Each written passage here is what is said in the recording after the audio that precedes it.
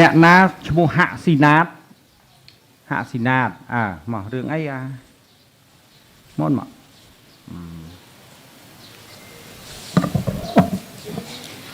្ញុំឲ្យបងជួយរឿងដែលគេជពាក់លុយខ្ញុំហ្នឹងគាត់ធ្វើខុសកិច្ចសន្យាអញ្ចឹងឲ្យជាមួយបងហ្នឹងចាបាទយ៉ាងម៉េចមើលកិច្ចសន្យាយ៉ាងម៉េច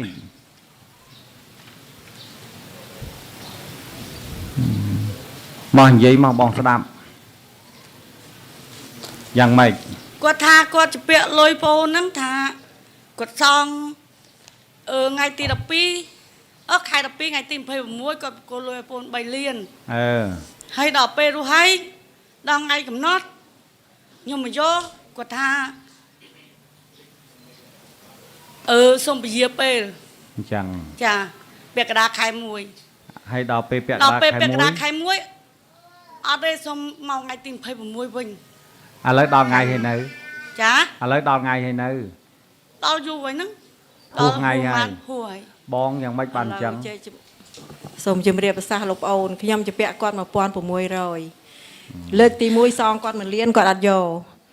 លើកទី2 1លានអត់យកលើកទី3ថ្ងៃខែ1នេះខ្ញុំសង1លានទៀតក៏គាត់អត់យកដែរនៅអធិការក្រុងអញ្ចឹងចង់បានរួមតែម្ដងចាគាត់ទា3លានប៉ុន្តែត្រីខ្ញុំវារួចនៅពេលទឹកជន់លើកទី2អស់ទៅខ្ញុំអត់មានអីសងគាត់ខ្ញុំសងប្រាក់ខែខ្ញុំ1លានហ្នឹងតែដល់ឥឡូវខ្ញុំអត់លែងមានអីសងគាត់ហើយខ្ញុំសុំសំណុំពរទៅលោកប្អូនថាប្រាក់ខែខ្ញុំចូលនិវត្តទៅសល់តែ1លានទេអញ្ចឹងខ្ញុំសុំសងគាត់ជារៀងរាល់ខែចាប់ពីថ្ងៃទី16ខែ2នេះទៅគឺ400000ជារៀងរាល់ខែហើយខ្ញុំសងកន្លែងណាក៏បានដែរអធិការក៏បានសាលាក្រុងក៏បានឥឡូវចេះទៅណាឥឡូវលុយប៉ុណ្ណឹងបងគិតថាប្អូនទទួលយកទៅដោយយោងតាមស្ថានភាពបងស្រីក៏គាត់មានការលំបាកដែរ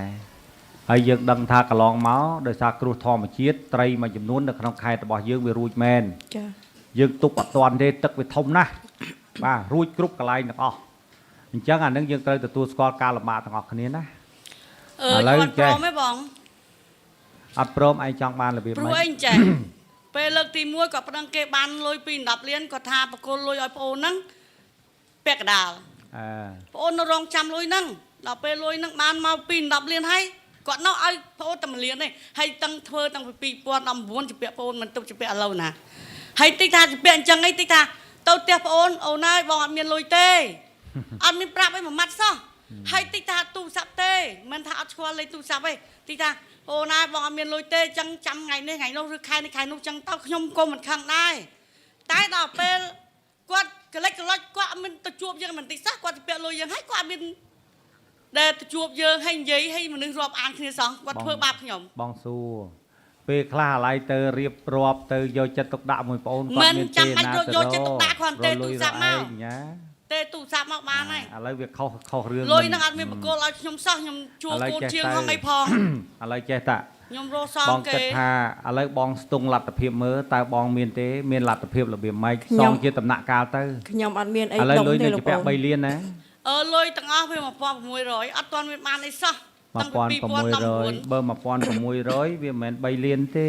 6លានវាចូល6លានចាតែគាត់ថាសុំសងខ្ញុំ3លានសិននេះកិច្ចសន្យាហ្នឹង3លានសិនហ្នឹងខ្ញុំសំអាងលើត្រីលោកប្អូនខ្ញុំគៀត្រីហើយលុយដែលទាបានពីថងហោមកគឺខ្ញុំយកទៅដាក់ត្រីសួរទៅលោកមេស្រុកកដៀងទៅដឹងថាខ្ញុំជីស្រះនៅកោះជុំឥឡូវបងចេះទៅឥឡូវខ្ញុំគិតថា6លាននេះ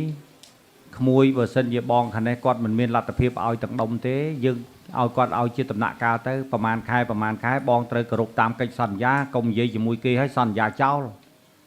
អានឹងនិយាយឲ្យច្បាស់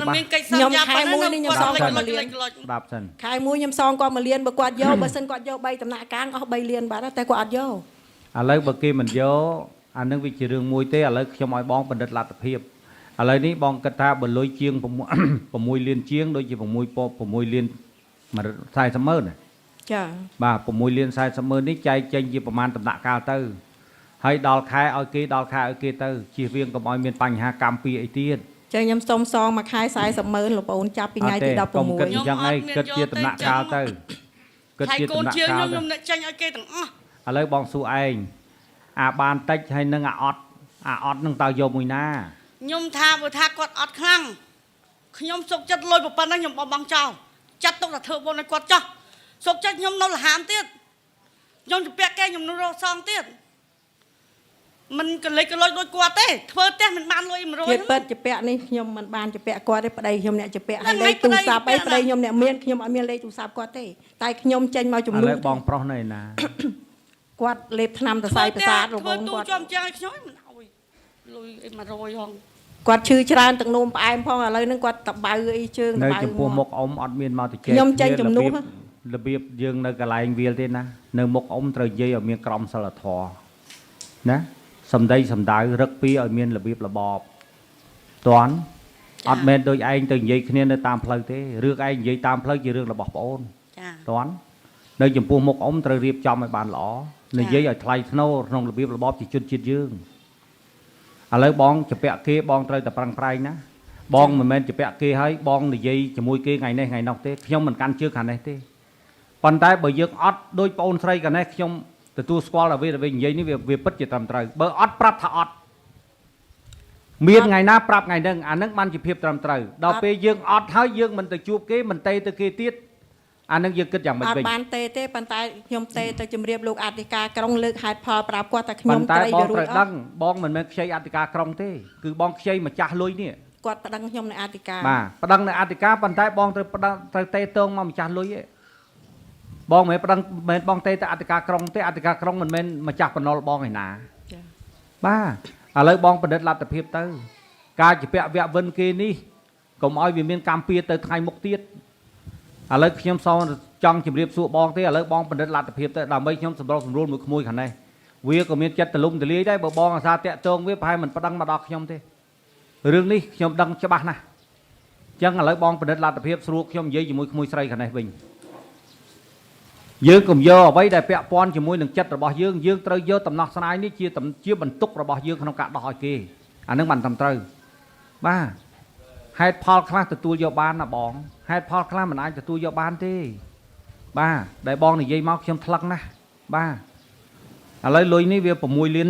26លាន26លាន4សែនអឺ40000 400000បាទវា1600ហ្នឹងគិតលេខមូលឥឡូវបងមើលឲ្យជាដំណាក់កាលទៅដំណាក់កាលរបៀបម៉េចបងប្រាប់ខ្ញុំបងមានលទ្ធភាពប៉ុណ្ណាខ្ញុំនិយាយសុំជាមួយក្មួយស្រីខាងនេះដើម្បីបញ្ចប់កុំឲ្យរឿងប៉ុណ្ណឹងឡើងរិចចដើកន្លែងប្តឹងនោះក៏វាមិនកើតដែរណាវាសោកសៅណាស់បាទឥឡូវបងគិតមើល ឥឡូវខ្ញុំសុំសងនៅចុងខែ5ខ្ញុំសង2លានចង3ដំណាក់កាល ចាប់ពីខែ5ទៅ ចាចុងខែ5ខ្ញុំសង2លានចុងខែ6 2លានចុងខែ7ខ្ញុំសងផ្ដាច់ បានហើយ ចាតែប៉ុណ្្នឹង ទៅប៉ុណ្ណឹងអ៊ំគិតថាសមរម្យហើយកូនណាមិនដែរលោកយាយលោកតាអ៊ំសុំចិត្តឯងទៅកូនតាបានហើយណា ចា ទៅយកតា ចឹងខ្ញុំ ហើយធ្វើកិច្ចសន្យាបានទេមើលអ៊ំសួរអាខាងនេះហ៎អ៊ំបញ្ចប់ឲ្យកូនឯងបញ្ចប់តាកុំឲ្យសោកសៅអី 600ហ្នឹងតើគាត់ចង់